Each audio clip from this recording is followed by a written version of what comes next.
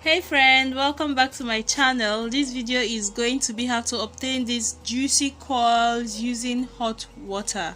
So to start off, when you are braiding the hair, try to ensure that when you get to the end of the braid, like where you want the plaiting to stop, secure your braid several times so that it will not loosen up before you are done with the whole head. I made this mistake before and I had to go back and re-braid or re-knot those ends, and it was annoying. So save yourself the stress. When it comes to coiling the hair, take small sections that are close together. You can use any string of your choice. I am using a Brazilian wool. You can use any string that is not stretchy, so you can use those nylon threads, the type that are used to sew in hair or for sewing. Just any thread that doesn't stretch is fine. So before you start moving back the way I am doing now, starting off, you have to make sure the thread is secured, like tie it about 4-5 times before you start moving downwards. I am going to just repeat that in the next one so that you can understand what I am saying. And also, when you get to the end here, ensure you knot it very well, because if it loosens either before you put it in the hot water or in the hot water, it's not going to coil the way you want. So as I was saying, once you have chosen the braids you want to coil, ensure that they are close together. Then before you start moving, tie that string several times. Here that I am now, just at this location, tie it several times so that the thread doesn't move. If you pull the string, it shouldn't be able to slip from your, like, to loosen up. It should be very secured. So tie it all the way down, just the way I am doing, and then push upwards, then you secure. Push upwards and you secure. Guys, see the number of braids you use, like the quantity of braids that you put up in a coil, is going to determine the size of the coil you get. But before then, also have in mind that coiling hair is going to reduce the length of the hair, so you have to be careful when choosing where your coils is going to start, because if your coils start, like, you need to consider the length of the hair and be aware of the extent you want to coil the hair, because it is going to make the hair way shorter. It will reduce the hair up to half of the length, almost half of the length of the coiled part. So you have to be aware of that. Also, try to reach the end of the, let's move down. When we get to the end of the line, do not stress yourself trying to reach like the feathered section of the braiding hair. Don't go down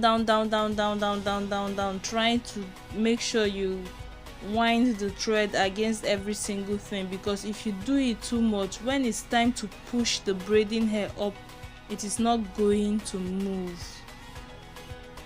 And this is what you learn from repeating the experience. I am trying to cover every single mistake or challenge I have witnessed or seen in this process so that you will not make it. So once we get to the end, just a reasonable extent, you can leave the rest, because you're going to cut it off anyway. If you insist on putting it on, keep on, like when you keep going round and round and round until you have one strand of hair left, it is not going to agree to push up when it's time to push the braiding hair up. So beware of that. And then, as I said before, the size of the number of braiding hair, like the quantity of hair you coil at once, is going to determine how tight the coils are going to be. Now that it's time to dip the hair in hot water, I like to use just a teacup, because I feel as if it is just easier for me to manage. But I would advise that you use like a vertically long cup or a jug rather than something that is short and wide. It should be slim and long. It is easier to manage that way. I am just very sure that an accident cannot occur from this because I have been doing it for years, and I just found out that this tiny cup is more convenient for me. I can just dip the hair little by little, and without having to ask my clients to bend too much or to get them into very uncomfortable positions, because this cup can go right over the shoulders. Guys, don't make this mistake I did. Can you see 2 hairs that were left out?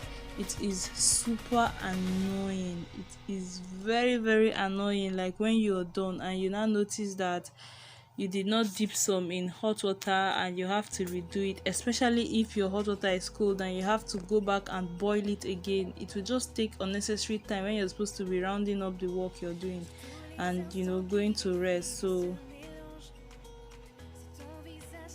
that's what I see. Okay, also when you're braiding your hair, yeah, if you want lesser, you can see the way I later braided those 2 I left. I used the comb to just roll it and dipped it in hot water, but it still ended up being a little bit stringy, not as coiled as these ones. If you want more volume with this hair, okay, the amount of hair you leave that you do not braid, the amount of braiding hair you do not braid is going to affect the volume of the hair. If I had braided all this hair all the way before coiling it, the volume of the coils is going to be way smaller because I am coiling the braided part. So the hair is already very tight and it is going to affect the volume of coils. If you want this thing to be more voluminous, you use more braiding hair, leave a lot of hair to be coiled, and also make like bigger coils. Okay, if I use 4 braiding hairs when coiling this hair, like I coil them in groups of 4, I am going to get tighter coils than when I coil maybe in groups of 10. It's going to be more of a wavy type of coil, like a looser coil. Let's just say that it's going to be loose. So guys, in doing this, I would advise that you use a smaller scissors.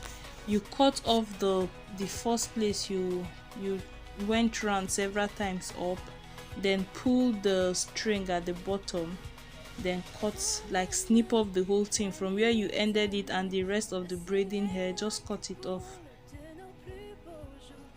And also, please be very careful when you're using hot water.